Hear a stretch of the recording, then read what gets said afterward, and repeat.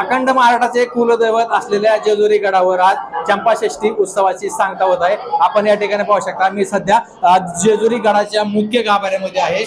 या ठिकाणी साम टीव्हीच्या प्रेक्षकांना आपण आपल्या साम टीव्हीच्या माध्यमातून लाईव्ह दर्शन देखील देण्याचा प्रयत्न केलेला आहे। जे भाविक भक्त आहेत त्यांना खंडेरायाचे आज दर्शन देखील होत आहे। या जेजुरी गडावर आज या उत्सवाची सांगता होत आहे। याविषयी बोलण्यासाठी आपल्या बरोबर जेजुरी देवस्थानचे विश्वस्त मंगेश गोने आहेत, यांच्याशी आपण बातचीत करणार आहोत। काय सांगाल, आज चंपाषष्ठी उत्सव सांगता होता, या उत्सवाचं काय महत्व आहे आणि याला चंपाषष्ठी असं नाव का पडलं?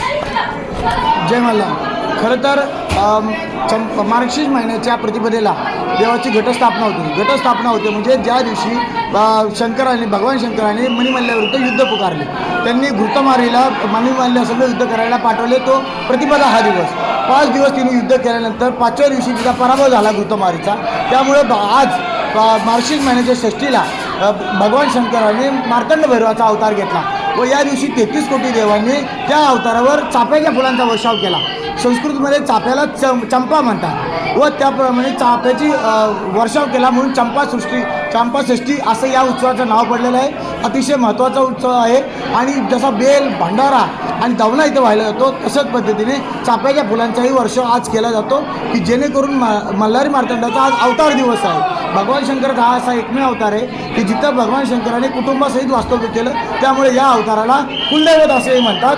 की कुलाची सेवा करायची असेल, कुलाची पूजा करायची असेल, कुलाचा उत्कर्ष करायचा असेल तर आज तळीभंडार करून, देवभेट करून, जागरण गोंधळ करून पुजारी वर्ग व सर्व इथे या ठिकाणी हा उत्सव साजरा करतात। ज्यांचं कुलदैवत जेजुरी आहे ते प्रत्येकाच्या घरी तळीभंडार केला जातो, काल नागदेव पाजवले जातात आणि या उत्सवाची आज चंपाषष्ठीचं घट उठले आता मागाशी आणि ते आता भरीत रोडग्याचा नैवेद्य दाखवून या उत्सवाची सांगता होती। जेजुरी गडावर वर्षभरात कुठले प्रमुख उत्सव असतात? जेजुरी गडावर सोमवती असेल, चैत्र पौर्णिमा असेल, माघ पौर्णिमा असेल, पौष पौर्णिमा असेल, दसरा असेल, असे वेगवेगळे उत्सव साजरे होतात। परंतु चंपाषष्ठी हा आजचा दिवस हा सर्वात मोठा आहे, कारण हा देवाचा अवतार दिवस मानला जातो।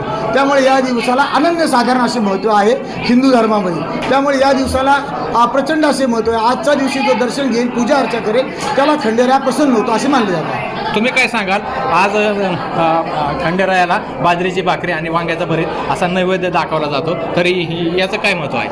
तर हिंदू शास्त्राप्रमाणे वांग आणि कांदा हा चातुर्मासात त्याचं खाल्लं जात नाही। खऱ्या अर्थाने गेले 4 महिन्यात इथं येणारे बरेचसे भाविक हे कांदा आणि वांग हे खात नाही।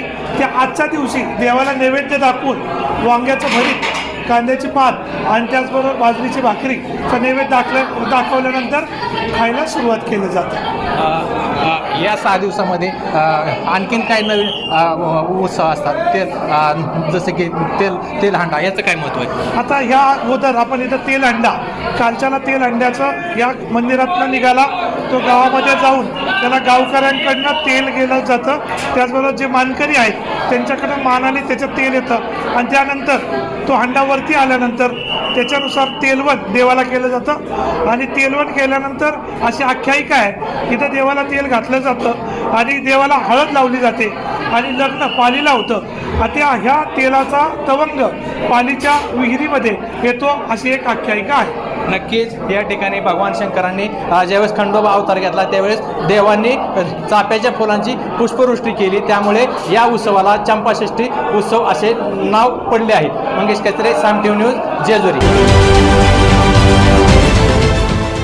देश विदेशातील प्रत्येक घडामोडींचे लाईव्ह अपडेट मिळवण्यासाठी आता साम टीव्हीच्या सर्व सोशल मीडिया प्लॅटफॉर्मला लाईक, फॉलो आणि सबस्क्राईब करा।